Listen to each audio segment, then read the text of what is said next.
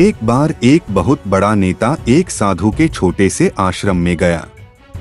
वह साधु के बारे में बहुत सुना था, तो उसके मन में आया कि मैं एक बार जा करके देखता हूँ कि लोग उसकी इतनी तारीफ क्यों करते हैं।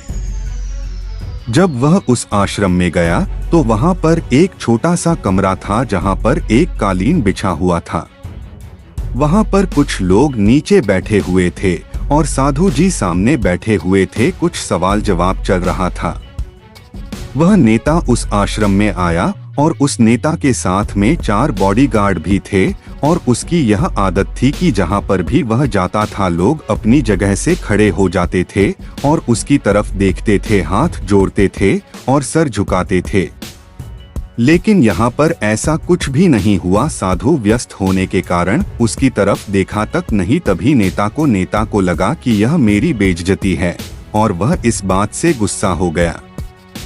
नेता ने थोड़ा गुस्से से साधु की बात को बीच में काटते हुए कहा कि मैं आपसे कुछ कहना चाहता हूँ। साधु ने उसकी तरफ देखा और बोला, आप थोड़ी देर रुकिए, पहले मैं इनके सवाल का जवाब दे दूं, उसके बाद मैं आपसे बात करता हूँ। तब तक आप अगर चाहे तो आप बैठ सकते हैं।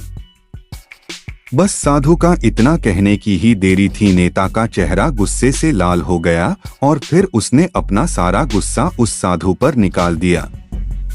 अभी तक वह नेता बहुत तमीज से आप कह करके बात कर रहा था, लेकिन अब वह तू तड़ाक पर उतर आया।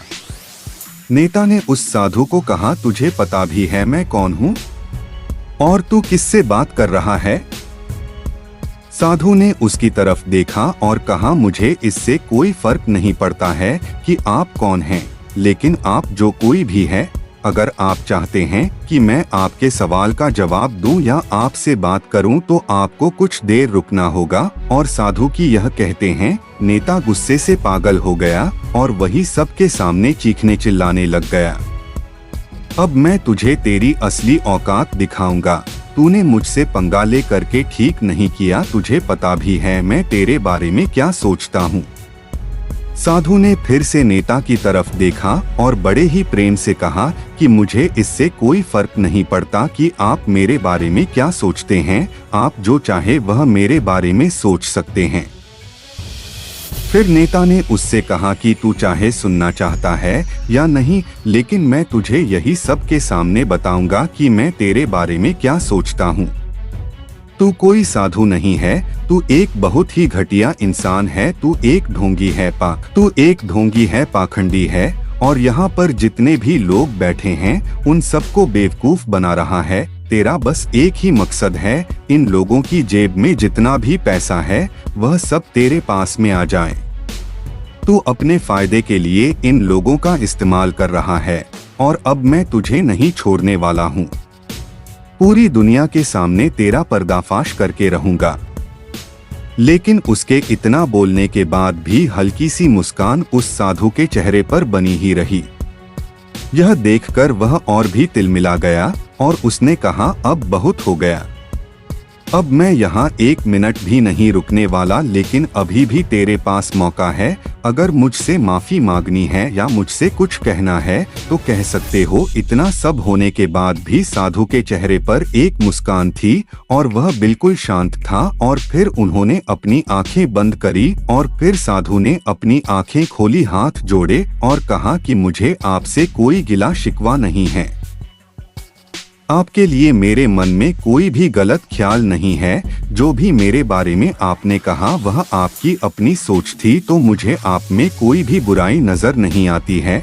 मुझे आप बहुत ही भले इंसान लग रहे हैं। और साधु के इतना कहते ही नेताजी का दिमाग 7वें आसमान पर पहुंच गया। उसके चेहरे पर एक अजीब सी खुशी थी, क्योंकि उस साधु ने वही कहा जो बाकी सब लोग उस नेता को कहते हैं। और वह खुशी खुशी उस आश्रम से अपने घर की तरफ चला गया और जाकर के अपने पिताजी के साथ में बैठ गया। उसके पिताजी ध्यान में थे।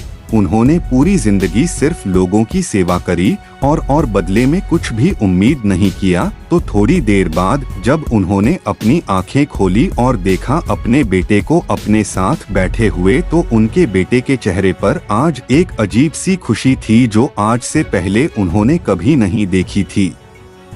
फिर उसने एक एक करके सब कुछ बताया कि आज क्या हुआ, किस तरह से वह आश्रम गया और वहाँ पर क्या हुआ, उसने क्या कहा और साधु जी ने क्या कहा। जब उसके पिताजी ने पूरी बात सुनी तो थोड़ा सा मुस्कुराए और अपने बेटे को देख करके बोले कि उन्होंने तुम्हारी तारीफ नहीं करी, क्योंकि उन्होंने वह नहीं कहा कि जो तुम हो, उन्होंने वह कहा कि जो वह खुद है, और तुमने जो भी कुछ उनको कहा वो नहीं कहा कि जो वो है, बल्कि तुमने वह कहा जो तुम खुद हो। यही बात वेदों में भी कही गई है, यथा दृष्टि तथा सृष्टि। यह दुनिया तुम्हें वैसी नहीं दिखती जैसी यह दुनिया है, यह दुनिया वैसी दिखती है तुम्हें जैसे तुम खुद हो। जिसकी नज़र जैसी है उसके लिए यह दुनिया वैसी ही है। तो अगर तुम अपनी दुनिया को बदलना चाहते हो तो उसका सिर्फ एक तरीका है, अपनी नज़र को बदलो।